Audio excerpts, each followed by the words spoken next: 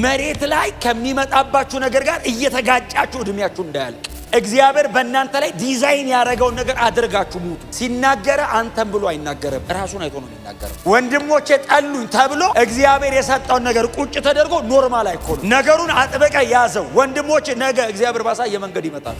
ማንም የፈለገው ሊሆን ይችላል። የእናንተ ኢንቴንሽንና ሞቲቭ ግን ንጹህ መሆን አለ። እርግጠኛ መሆን ያለብህ እግዚአብሔር የተናገረህን ነገርና ልብ ንጹህ ነው።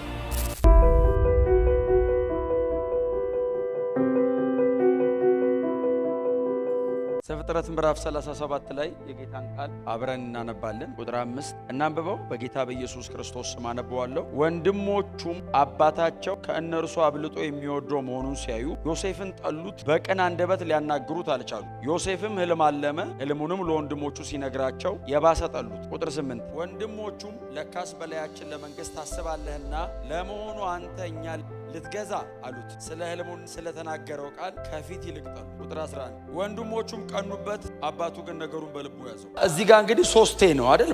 በ11 ቁጥሩ 3 ጊዜ ጠሉት፣ አብዝተው ጠሉት፣ የባሰ ጠሉት ሚል በጣም በተደጋጋሚ በዚች ክፍል ላይ ያለ። እግዚአብሔር በእናንተ ላይ አጀንዳ ካለው ማንም ሊጣላችሁ ይችላል። ልጁ እንዲሁ ጥሎበት አባቱ ይወደዋል። አባቱ ይወደው ነበር የሚል ቃል አለ። ለዛ ነው የጠሉት። ስላየ ብቻ አይደለም፣ አባቱም ይወደው ስለነበረ በቃ ከኛ ይልቅ እንዴት ይወደዋል ብለው ነው የጠሉት። አጀንዳ በህይወታችሁ ላይ ካለ የሆነ ኢላማ ትሆናላችሁ። ባይዘው ለብዙ ሰው አላማው ካለባችሁ ኢላማ የሚያረጋችሁ ይበዛል። ዮሴፍ ወንድሞቹን ይወዳቸው ነበር። አድርስ የተባለውን ነገር ይዞ ይሄድ ያደርሳል። ወንድሞቹ ሲጠፉ ፈልጎ ለአባቱ እንደም እያመጣ ወንድሞቼ በዚህ ነው ያሉት እያለ የሚናገረው እሱ። ማንም የፈለገው ሊሆን ይችላል። የእናንተ ኢንቴንሽንና ሞቲቭ ግን ንጹህ መሆን አለበት። እግዚአብሔር እድሜያችሁን ሁሉ ከእናንተ ጋር እንዲኖር፣ እግዚአብሔር ከእናንተ ጋር በዘመናችሁ ሁሉ እንዲሰራ፣ ያለ ጸጸት እግዚአብሔር በብዙ ስኬት ከእናንተ ጋር እንዲቆም የእናንተ ኢንቴንሽን፣ የእናንተ ሞቲቭ፣ መነሻ ሐሳብ፣ ውስጣችሁ፣ ልባችሁ ንጹህ መሆን አለበት። ዮሴፍ ልቡ ንጹህ።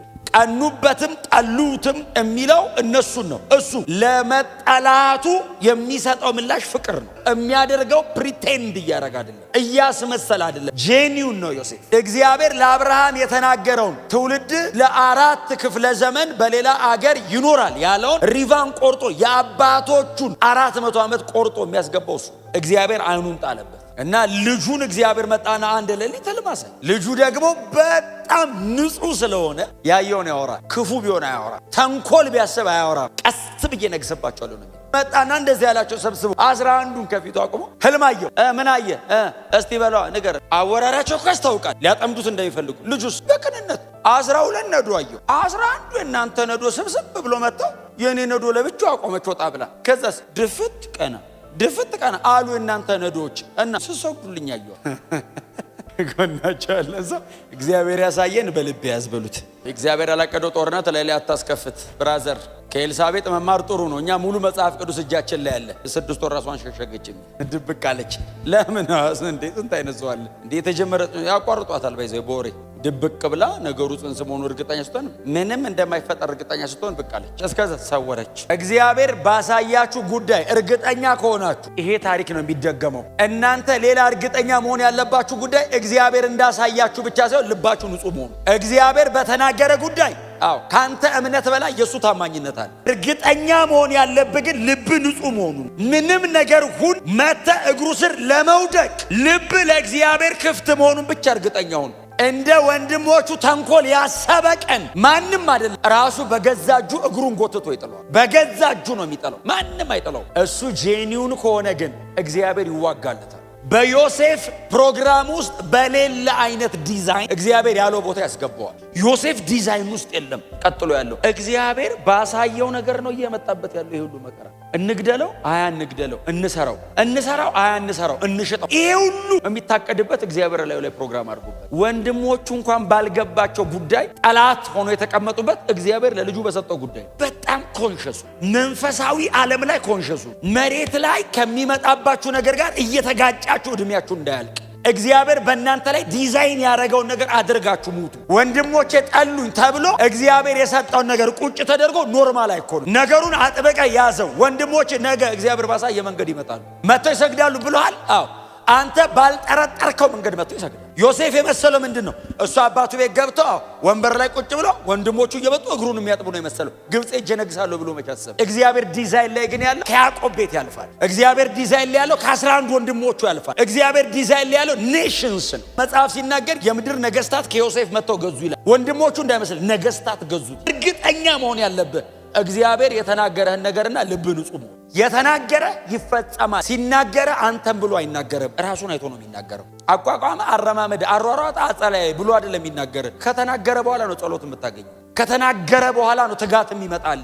እንደዚህ አቅደሃል በኔ የምትለው እንጂ እግዚአብሔር አቋቋምህን ስትራክቸርህን አይቶ አይናገርም። እግዚአብሔር ይናገራል፣ ትስተካከላል። ይሄ ፒውር መሆን ቅናት የሚባል ነገር እዚህ ውስጥ መኖር የለበት። ዮሴፍ ስማርት ቢሆን ወንድሞቹ ይሁዳን አይችለውም። ባይዘው ወንድሞቹ ማለት ይሁዳን አትችለው፣ ሮቤልን አትችለው፣ ሌሎቹን አትችላቸው። ይበልጠዋል።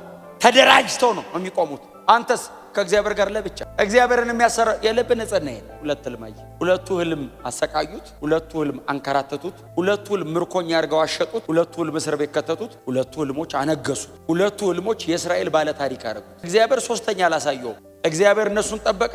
ዮሴፍ በእግዚአብሔር መንገድ ሄደ። ሁለቱ ተፈጸመ። ሁለቱ ሲፈጸም ግን የዮሴፍ አይነት ሰው ተፈልጎ እስከማይገኝ ድረስ እግዚአብሔር መቼ ሳይተውም አይደል? አንተ ብትረሳው አይረሳም። በቃ ይሄ ልጅ ጨርሷል፣ ተመርቋል፣ ላንግሰዋልና ፈርዖን ጋር ሄዶ ሌሊት ህልም አሰ አሁን ይኸውልህ ፕሮሰስ ተጠብቆ ነው ሲል ከእስር ቤተ መንግስት አሁን ርቀቱ ዮሴፍንስ ፕሮሰሱን ቆረጠው ጊዜ ለፈርዖን ህልም አሳየው። 7 የጥጋብና 7 የረሃብ የሚሆነው ከብቶቹና በዛ በዛሎቹ አሳየው። ፈርዖን ህልም አይቶ ተጨነቀ። ተጨንቆ ወሬው ማጆሮ ይደርሳል።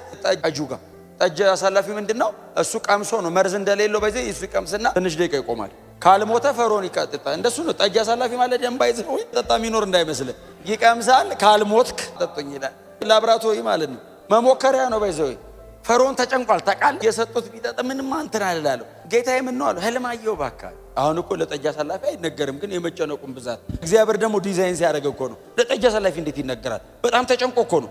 አሁን ፈርዖን የተጨነቀ መስሎት ነው። እግዚአብሔርስ ዮሴፍን ሊያወጣው ምን አዩ ጌታዬ አለ። 7 እንደዚህ 7 እንደዚህ 7 እንደዚህ 7 እንደዚህ ጌታዬ ይቅር ይበሉኝ አለ ንጉሱ። ንጉሱ ምን ይቅር ይሉታል? ዮሴፍ ይበለው እንጂ። አንድ ብራዊ እዛ እስር ቤት የዛሬ 2 ዓመት እንጀራ አብዡና እኔ ህልም አየን። ያየናትን ህልም ነገር ነው ፈታት። እንደፈታው ሰውየውን እርሶ ወስዶ ሰቀሉት። እኔን ይኸው አቆመውኛል። እና አንድ ብራዊ አለ፣ እግዚአብሔር አብሮት አለ። የታየ ነገር በሙሉ ይፈታል። እሱ ህልምን የመተርጎም ጥበብ አለው። ግን 2 ዓመቱ ነው። እኔም ሄጄ አላየሁትም። በህይወት ይኑር አይኑርም አላውቅም።